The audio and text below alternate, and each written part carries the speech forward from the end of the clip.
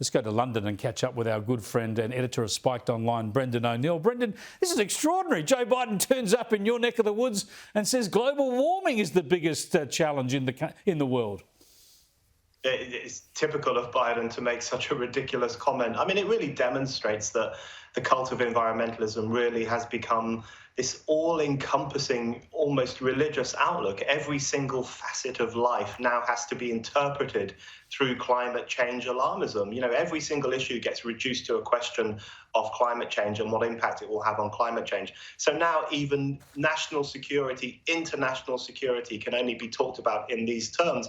As you say, it's ridiculous. There is a terrible problem with Islamist terrorism. There are wars between nations. America is still embroiled in lots of conflicts around the world. The idea that climate change is the biggest security threat is ridiculous. It just undermines everything else the G7 is going to be focusing on, especially when it's tackling those big security issues, especially when it's looking at the belligerence of China.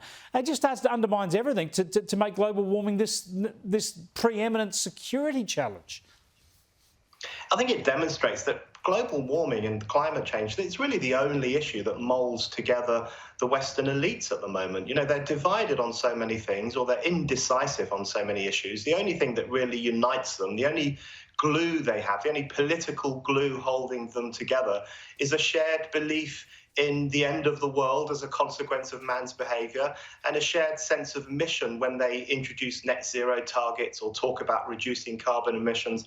But all of it sounds like hot air, to, you know, pun intended, because apart from anything else, China is going to be building factory after factory after factory. It's going to be increasing its carbon emissions, and I don't particularly have a problem with that. I think all countries deserve to industrialise and progress.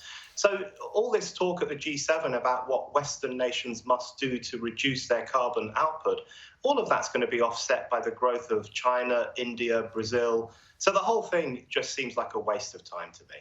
Well, it's actually counterproductive, because if they want to actually counter China's rise, especially in a national security sense, in a strategic sense, well, this plays into China's strengths. We nobble ourselves with climate policies while they don't, and so they continue their economic rise. It is extraordinary.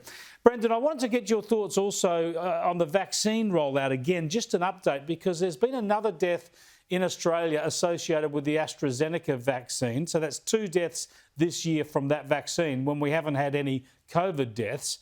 But of course, we need to judge this against the UK, where you've had a fantastic vaccine rollout almost exclusively with AstraZeneca. Yeah, we've had a huge rollout of the vaccine. More than half of the adult population has been fully vaccinated. I mean, it's really an extraordinary achievement. And the vast majority of people are getting AstraZeneca. We've taken some precautions. You know, AstraZeneca has a marginally worse impact in younger people. So people under 40 in the UK are being offered an alternative to AstraZeneca. But, you know, millions and millions of people in Britain have had the AstraZeneca jab, and it's been fine. You know, I had a bit of a rough time with the AstraZeneca jab, as it happens. I felt poorly for a few days, but that's a relatively common symptom. And actually what it demonstrates is that your immune system is kicking into action and saying, right, we've got to learn how to fight this thing. We've got to learn how to change the way we respond to certain viruses. So even that is actually a positive sign.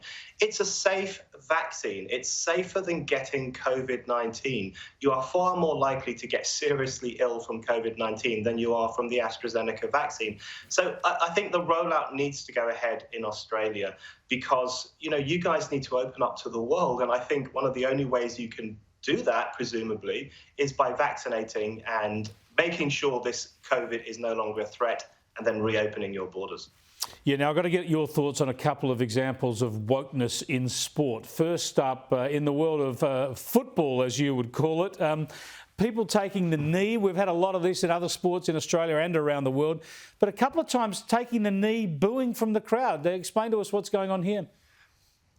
Yeah, so England fans, and actually some Hungary fans this week as well, have been booing the taking of the knee. So footballers in England and other European countries are still taking the knee at the start of every game, and some fans just don't like it. They've started booing. They think it's a ridiculous gesture. Now, of course, the elitist commentariat is writing these people off as racist and they're anti-black people and they just don't like demonstrations of racial solidarity. That's not what this is about at all. These fans are just sick and tired of football being politicised by the woke elites.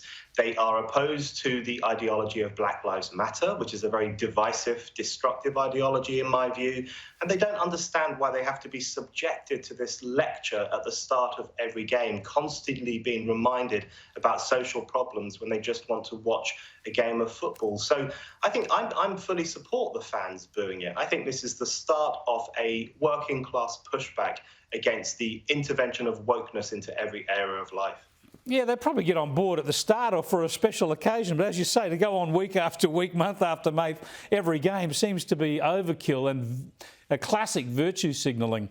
Now, similarly, I raised earlier in the week the case of the English Test cricketer, Ollie Robinson, who's missing out on his second Test because of an investigation, which sounds like a punishment. But these are horrible tweets, but idiotic tweets from an 18 or 19-year-old almost a decade ago. I think the Ollie Robinson case is really shocking. You know, as you say, these are very old tweets. Some of them are genuinely offensive and have racial undertones. They were primarily written when he was 18. Now, most 18-year-olds would know better, but some 18-year-olds, as we know, are still quite immature. They're still teenagers. I think we've got to be more forgiving. He's apologised. He said this was a long time ago. I would never say anything like that today.